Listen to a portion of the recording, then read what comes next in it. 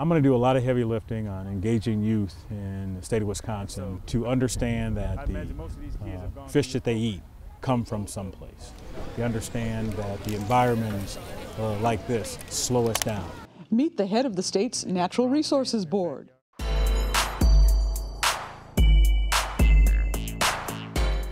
Welcome to Black Nouveau. This is our edition for November 5th, 2014. I'm Joanne Williams. Infant mortality is a major concern for our community. We'll look at the Black Health Coalition's efforts to restore funding for their Healthy Start project.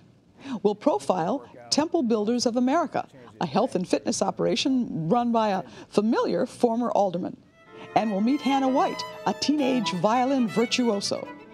Let's begin with nature. The Wisconsin Natural Resources Board has been around for more than 100 years. It helps regulate our air, our water, our fields and forests. And for the first time, it's being led by a black forester. His name is Preston Cole, and he loves the great outdoors. To take care of, insects is that you need, insects to pollinate, first of all. So the right insects are the bees that pollinate. They become very important to flowers and flower growth and those kinds of things. Preston Cole has a passion for nature. He is a forester and a gardener, and even has tips on enjoying nature in your own backyard. When there's a lot of water in the system, lots of mosquitoes occur, and so that's when the calls start to escalate in terms of what's the state doing or what's the municipality doing in terms of controlling mosquitoes. But mosquitoes are not strong flyers, so some people, if they get a strong fan in their backyard, turn the fan on. All right. So what kind of flowers? Can you identify all this? These are Rebecca, maybe. Okay. Purple cone flower, which is echinacea. Oh, this is echinacea. Mm-hmm. Yep. In its, purple not cone in a jar, yeah. Or in a bottle. In a bottle. And I forget the name of it. Don't quote me on that. And don't film that. So, all of this stuff requires butterflies and or bees to pollinate to keep them coming back. Mm-hmm. And it's been around for a long time. Mm-hmm. Native Americans knew what echinacea would do to settle you down in your stomach. Mm-hmm. Queen Anne's lace. Putting him on the spot to name every flower we saw was not quite fair. But I'm a city girl, and Cole believes we should all spend more time outdoors, learning about the natural world and the work of the DNR board to preserve it.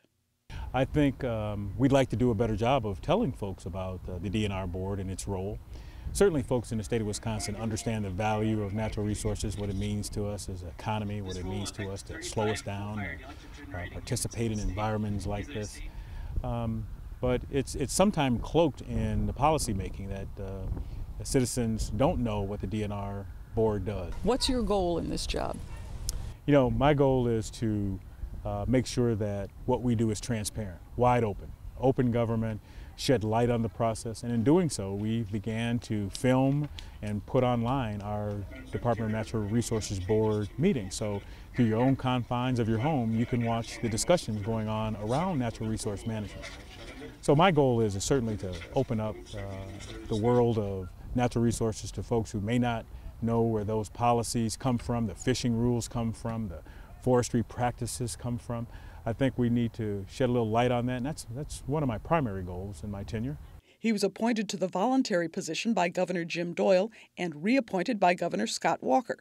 His term runs for 6 years, so he will be holding the gavel until 2017.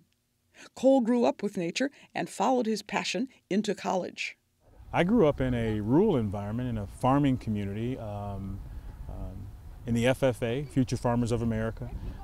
And what we were doing was creating, opportunities to, enhance orchard management, cherries, peaches, apples, and pears, which is southwestern Michigan is known for because of the climate. Subsequently, went to the University of Missouri, got a degree in forest management, went on to work for the Missouri Department of Conservation as a resource forester in the St. Louis area. And the reason that I chose to focus my efforts into urban areas is that it gets lost. That message can get lost in urban areas about the importance of natural resources and how important they are to who we are as human beings in urban areas. So I chose to focus my natural resource acumen in urban areas. When your term on the DNR board is up, what do you want people to look back and say, Preston Cole did this? I'm going to do a lot of heavy lifting on engaging youth in the state of Wisconsin to understand that the fish that they eat come from someplace. They understand that the environments like this slow us down, these types of settings, and understanding what's in the water, what's on the water, and adjacent to the water. What kind of fish are in this pond? You got perch, you got trout, and bullheads. Is really important to their life education. The goal is not to produce, throngs of natural resource managers, but certainly to understand the connection between the human elements and the natural elements. We are creatures of our natural environment, in so much as that we should be doing all the things necessary to protect those, because these young kids are going to grow up to be doctors, lawyers, policymakers, business people.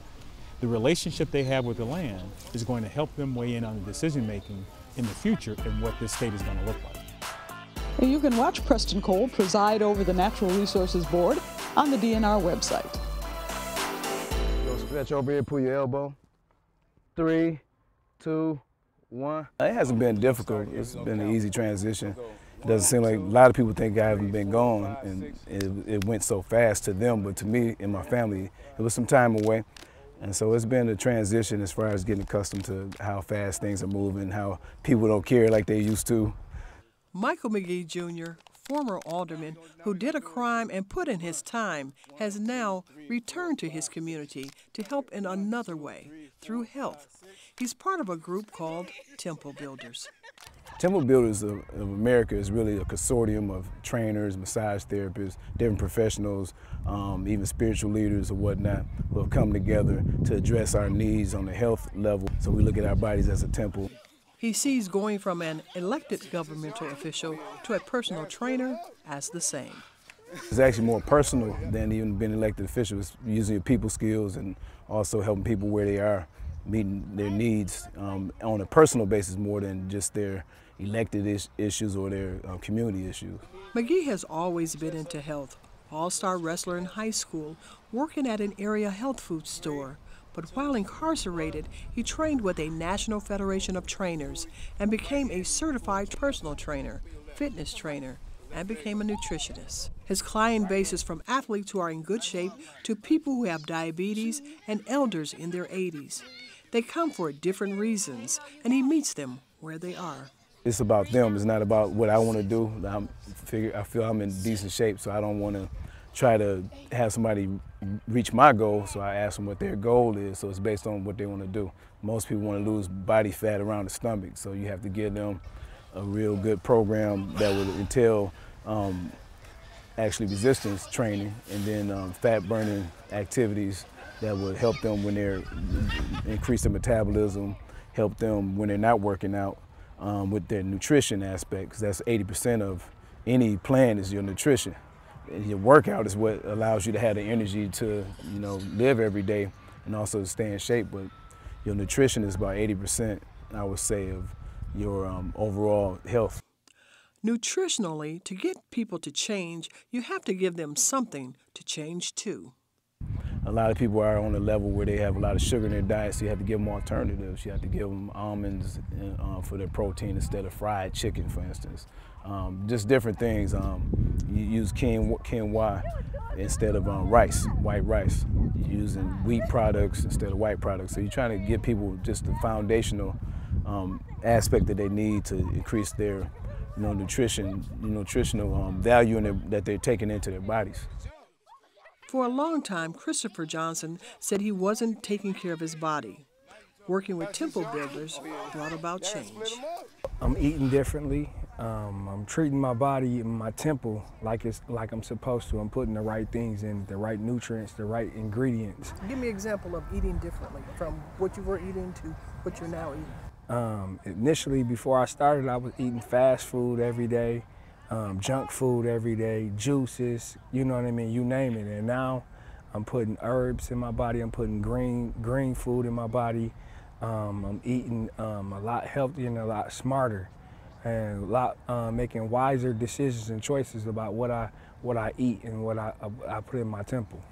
Have you seen any results? Oh man, incredible. When I started, I was when I started with Temple Bitters, I was 260 pounds. Now I'm 205 pounds.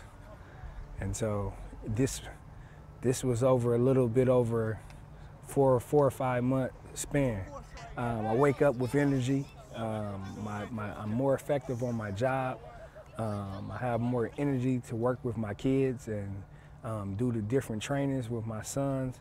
They playing sports now. I'm able to get up and down the court with them. You have people that are that need nutrition help only. They might not want to work out. So I have a group of individuals, even in Australia, that I send applications to. And I use technology to conversate with them on it and give them nutritional counseling and advice, and also a nutrition plan using the applications. So it's a variety of individuals, people that are athletes, again, who want to get in even better shape and better performance, improved performance. And you have mothers who are out here who have children, so you're trying to help them get back on track. You have elders, and you're trying to get them functionally ready for the senior stages of life. There's a lot of obese people out here who are ashamed to come out and work out, so you have to really get their mind right as far as allowing them to work out with you, and to allowing them to open up with you about their issues, and try to get them to work out, and then also change their dietary plan without offending them.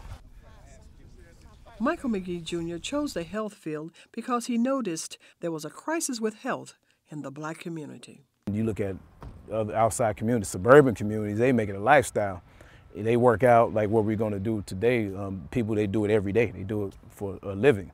They actually go to work, they come, and they take an hour or whatever it is to work out in the morning or when they get off work. So that's what we really need to do, is increase our capabilities, our people in our community to start working out more and to be more health conscious. Recently, the Black Health Coalition of Wisconsin lost a $750,000 federal Healthy Start grant. The coalition used the grant to reduce racial and ethnic disparities in Milwaukee's infant mortality rate. The coalition is trying to get the federal government to reconsider that decision. Clarine Mitchell is here. She's the agency's Director of Communications and Collaborations. Welcome to Black Nouveau. Thank you. First of all, explain the program. What does it do and how many people does it serve? So for the Healthy Start program, it funds our Milwaukee Healthy Beginnings project, and that's allowed us to work with about 500 to 700 families per year in working to reduce infant mortality. So working with pregnant women, women who have infants under the age of 1, and their families to make sure those children make it past their first birthday. So providing intensive case management. How do you know you've been successful? We know we've been successful because those that we work with, we've not had an infant loss since early in our program. And we have very minimal problems in reference to poor health outcomes in reference to the clients that we work with directly. And how many clients do you work with now? So typically, on an annual basis, 500 to 700. We've had to scale down our program, our services, as a result of losing this grant. So we've already scaled down where we're not fully taking new referrals, and we're trying to refer them or connect them with other agencies, which has been a struggle because no one else in the community provides intensive case management from a grassroots cultural perspective as Black Health Coalition of Wisconsin. Now, you've been offering this program since 1998, right? 1998, a long time. 16 years. Yes. Did you suspect in all those years that one day the federal money would dry up? Well, no, this time it was really surprising because we have a strong track record of success. We have independent evaluations each year of our work, and we have strong and positive outcomes, and we've been a leader seen on a national level referred to as an ideal project in reference to Healthy Start. And so along the years, of course, nothing is forever, especially when it comes to federal funding, and we expected cuts like this go around. We were going from a cut of $900,000 a year to $750,000 a year. So expecting cuts, but not expecting to just totally lose it. Do you know why you were not given the grant? So we know because the government had a evaluation system that was flawed. And that's why we've fallen victim, not just we, but Black Health Coalition and 24 other projects across the country have fallen victims to the flawed government process of reviewing and awarding applications for this go-round of Healthy Start funds. Is that what they said to you? Not what they said to us, but what we have evidence to be able to validate based upon their documents and based upon webinars and other information that we have of how the process should have went, and yet it went differently. How many other agencies in Wisconsin were getting these funds, and have they all received them? So only 2 agencies in Wisconsin. Black Health Coalition was the only one in Milwaukee, and then there was a organization, Great Lakes Intertribal Council in northern Wisconsin, a Native American-based project. They were receiving the Healthy Start grant as well, but neither of us were refunded. So this money is not just gone from Milwaukee, it's gone from Wisconsin at a time where it's needed the most. When you say it's gone, does that mean it will never come back? Can you apply again? Well, yes, this was a competitive cycle that we lost, so 5 years from now, it'll be another open competitive cycle, and other entities can apply for it at that time. But between now and 5 years from now, exactly, what are you going to do? So what we're doing right now, we're fighting, because we've not given up to say, okay, the money is just gone. The needs of this community are too great, especially when we talk about infant mortality, specifically Black infant mortality, and Black babies in our communities dying 3 to 4 times more than white babies. And even in some zip code areas or some neighborhoods, the infant deaths are comparable to third world countries. So the needs in this community are too great, and often we're out fighting for others. So this time we're fighting for ourselves, for the sake of the organization, but for the babies that are continuing to need our care and services. So we have a petition, hoping others will come and support us. And the petition is going to the federal president. government? It's going directly to the president. We're asking President Obama to hold his administration accountable to awarding the programs that were reviewed and approved, and be able to provide the funding as necessary. Well, let's say that doesn't happen in the next, before his, well, let's say in the next 12 months. What are you going to do? Well, we're strategizing, trying to see what other grant opportunities are available, what other funding opportunities are there, and we're pursuing those as well. And so these services were free to the families who came to you? Yes. Yes. Would you consider charging fees? Well, that we haven't discussed yet, and probably it would be hard-pressed to go that route, because we've been working with the most vulnerable individuals in our community, the most disenfranchised. So those individuals don't necessarily have the funds to be able to pay for our services. So we've been a stopgap. We've been a last resort, a lifeline in the community. So to add fees on top of that, that wouldn't be feasible. So if people want to find out more, how do they do it? Is there a website, phone number? Where do they go? Yes, people can go to the Black Health Coalition of Wisconsin's website. So at bhcw.org, right there on the main page of our website are the links to go to the petitions to be able to sign on their support. And you'll come back and tell us how things go in several months? With the victory news. That's what we're hoping for, to be able to come and talk about how we've been restored with our funding and we can continue the needed work. Okay. Thank you very much for talking with us today. Thank you for having us.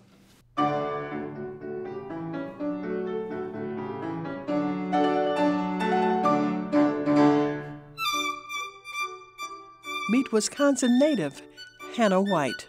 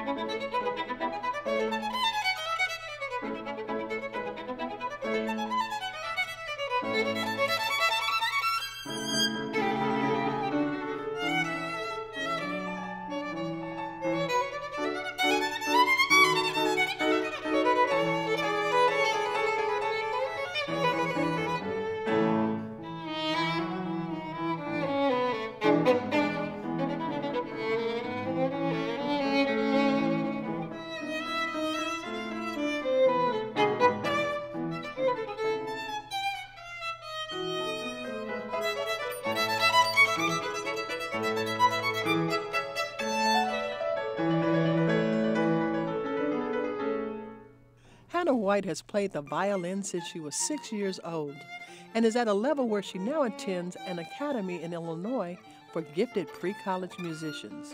Hannah enjoys the violin most when she performs and competes. I like the violin, but it could be a little humbling because you could be out of tune or make mistakes. It's very hard to play it, but it pays off in the end. What's your favorite song or songs to play? I actually like every song I play, but my favorite composers are Shostakovich, Tchaikovsky, Prokofiev, Sibelius, and Khachaturian. Who accompanies you when you play? So when I'm in Illinois, I use Mrs. Milana. Otherwise, I use my brothers, Jonah White and Joshua White.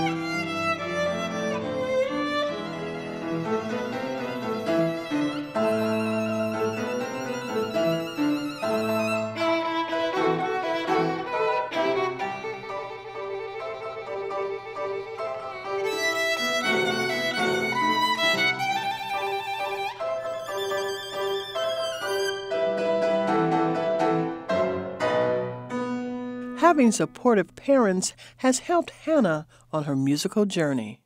When Hannah first started playing the violin, she was 6.5, and we made it a bonding experience with her. Stephen didn't really know the violin, but he would hold the music for her, and then so she would get to spend time with Dad, and so that was their bonding time, and we encouraged her a lot. She really enjoys playing the violin, so we really appreciated that in a daughter that was so young to adapt to responsibility in the area of music. She has brothers. How are they involved in the music world? They accompany her, and they play the piano. They compete. So they have a very active piano life, just like Hannah has an active violin life.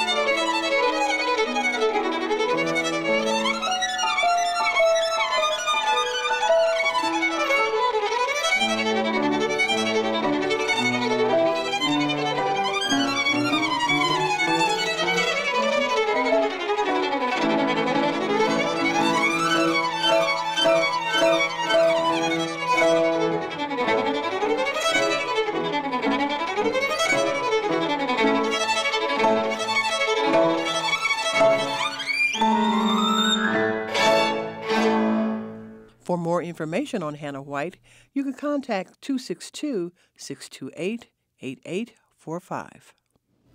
And that's our program for this week. For Black Nouveau, I'm Joanne Williams. Thanks for watching.